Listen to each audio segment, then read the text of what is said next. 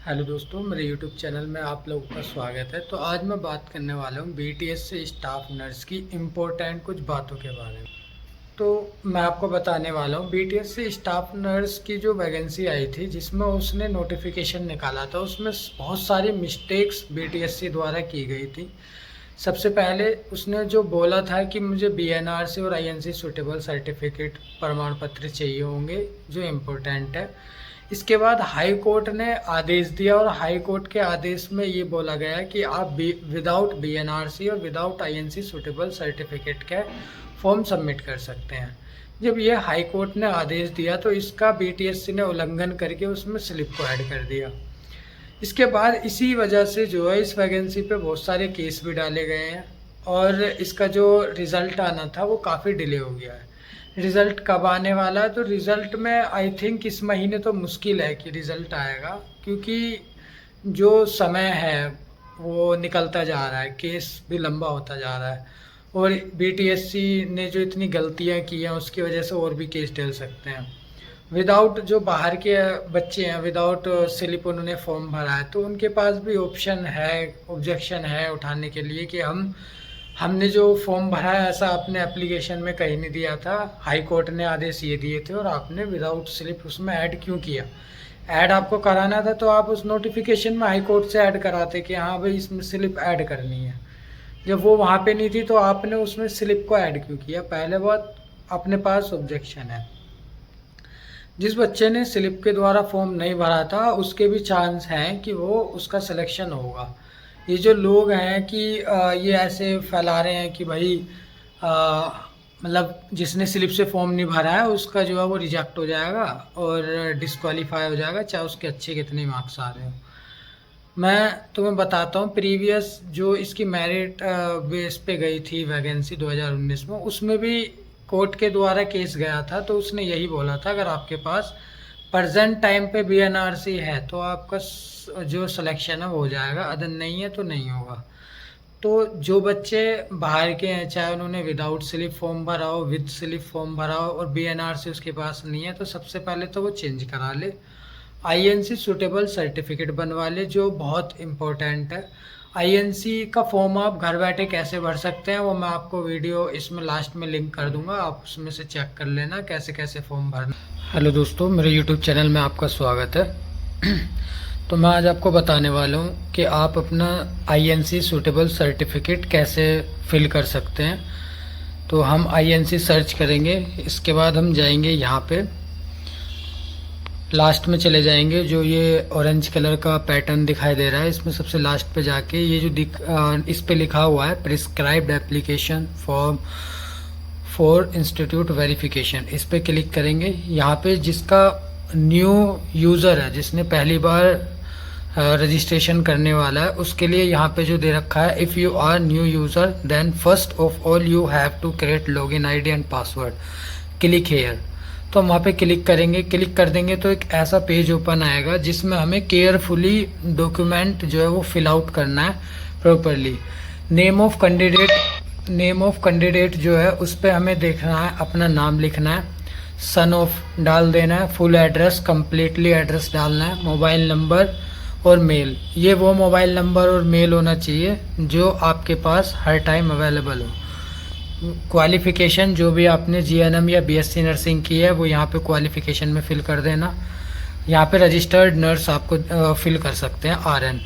इसके बाद यहाँ पे जो क्वालिफिकेशन डॉक्यूमेंट है, मार्कशीट है, तो यहाँ मार्कशीट हम फिल कर देंगे। और जो आरएम ये डॉक्यूमेंट दे रखा है यहाँ पे हम अपना रजिस्ट्रेशन डाल सकते हैं, ठीक है। तो यहाँ पे हम रजिस्ट्रेशन फिल कर देंगे। इसके बाद जो भी आपका इंस्टीट्यूशन या फिर जहाँ से भी आपने पास आउट किया है उस कॉलेज का नाम यहाँ पे हम फिल करेंगे।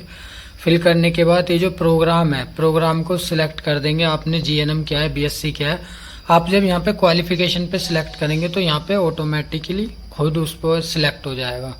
पीरियड ऑफ प्रोग्राम, आपने कितनी डेट से और कहाँ तक ये प्रोग्राम किया है, मतलब कहाँ तक आपने इसको पढ़ाई की है, वो वहाँ से वहाँ तक का आपका ड्यूरेशन आ जाएगा। बोर्ड आ जाएगा, जहाँ से किसी ने मतलब बिहार से किया है या फिर राजस्थान से किया है, एमपी से किया है। मैंने उत्तर प्रदेश से किया है तो मैंने यूपी का डाला था, पर बोर्ड आपको ध्यान से भरना है, ठीक है। बोर्ड के बाद आपका पर्पस क्या है, आपका जॉब पर्पस है या स्टेट मतलब आप क्या करना चाह रहे हैं, रजिस्ट्रेशन ट्रांसफ़र कराना चाह रहे हैं अनादर में, एब्रोड के लिए। तो जॉब से रिलेटेड करोगे तो शायद जल्दी आ सकता है। तो इसी तरीके से आप इसमें अपना ओपिनियन फिल कर सकते हैं। CNRC नेम मतलब किस उसमें आप जाना चाह रहे हैं। मतलब मैंने जो फिल किया था वो बिहार करके किया था, क्योंकि मुझे BNRC में चेंज कराना है। इसके बाद यहाँ पे हम सबमिट कर देंगे। जब यहाँ पे हम सबमिट करेंगे, सबमिट करने के बाद यहाँ पे हमारी लॉगिन आईडी बन जाएगी। इसके बाद हम लॉगिन करेंगे। लॉगिन करने के बाद मैं तुम्हें बता देता हूँ अभी। दोस्तों जब हम उस पर अंदर जाएंगे तो यहाँ पे पेमेंट का ऑप्शन आएगा। ठीक है, आपको वहाँ पे पेमेंट कर देनी है, जो आपको 500 रुपये वहाँ पे पेमेंट करना पड़ेगा।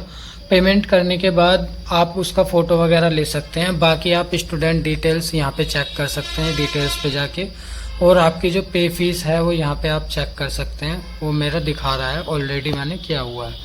तो स्टूडेंट डिटेल्स पे जाएंगे, जो भी आपने डिटेल्स फिल कर रखी है वो यहाँ पे सारा आ जाएगा। तो इस तरीके से आप अपना INC जो सूटेबल सर्टिफिकेट है वो आप फिल कर सकते हैं। ठीक है, जानकारी कैसी लगी कमेंट में ज़रूर बता देना। BNRC अगर आपका DB के टाइम पर होगा तो आपकी जो सिलेक्शन है वो कोई नहीं रोक सकता। ये जितनी वीडियो बना रहे हैं लोग, इन्हें बनाने दो और ये भी देखेंगे कि हाँ कैसे सिलेक्शन होता है। इसके बाद अगर नहीं भी होता है तो देखो, कोर्ट अभी ऐसा नहीं है कि हाँ कोर्ट से मतलब फैसला आ गया कम्प्लीटली। हम भी केस कर सकते हैं कि उसमें जब आपने नोटिफिकेशन में ये कुछ डाला ही नहीं तो इन्होंने फॉर्म में ऐसे कैसे डाल दिया। उसके बाद अगर मैंने एक चीज़ बोला था और उसमें काफ़ी कमेंट आई कि भाई तूने नोटिफिकेशन ठीक से क्यों नहीं पढ़ी, या फिर तूने फॉर्म भरते टाइम ठीक से क्यों नहीं देखा। अब मैंने एक बात बोली थी, 4,000 रुपये आप एक फॉर्म को स्लिप भरने में लगाते, मेरे नंबर नहीं आते भाई। तो मैं उनसे ये कहना चाह रहा हूँ, अगर मेरे नंबर अच्छे नहीं आते तो मैं उस 4,000 को तो लॉस करता ही, साथ में जो दोबारा मुझे रिटर्न आना पड़ता अपने उत्तर प्रदेश के रजिस्ट्रेशन में, उसके अलग से पैसे लगाता। जब अच्छे ये फॉर्म तभी ठीक लगते हैं, मान लो आपने अब मेरे नंबर अच्छे आ गए, मैं अब चेंज कर रहा हूँ, आपके DB के टाइम पे मेरे पास या तो स्लिप होनी चाहिए या फिर मेरा सर्टिफिकेट होना चाहिए। ये सभी स्टेट में रूल्स फॉलो होते हैं। ठीक है, तो ये सिर्फ BTSC के लिए नहीं था। BTSC बिल्कुल अलग दिखना चाह रहा था, ऐसा नहीं है। हाई कोर्ट ने उसको दिखाया कि भाई ऐसे आप नहीं कर सकते हो, आपको ऐसे चलना पड़ेगा। इसके बाद केस इसमें और भी डल सकते हैं। अगर स्लिप को लेके कुछ पंगा रहेगा डॉक्यूमेंट वेरिफिकेशन में तो केस अभी और भी डलेगा। मैं तो केस करने वाला हूँ। जो मेरे साथ हैं वो कमेंट में बता देना, हमें ग्रुप क्रिएट करेंगे और केस ज़रूर डालेंगे DB के बाद, अगर ऐसा होता है तब।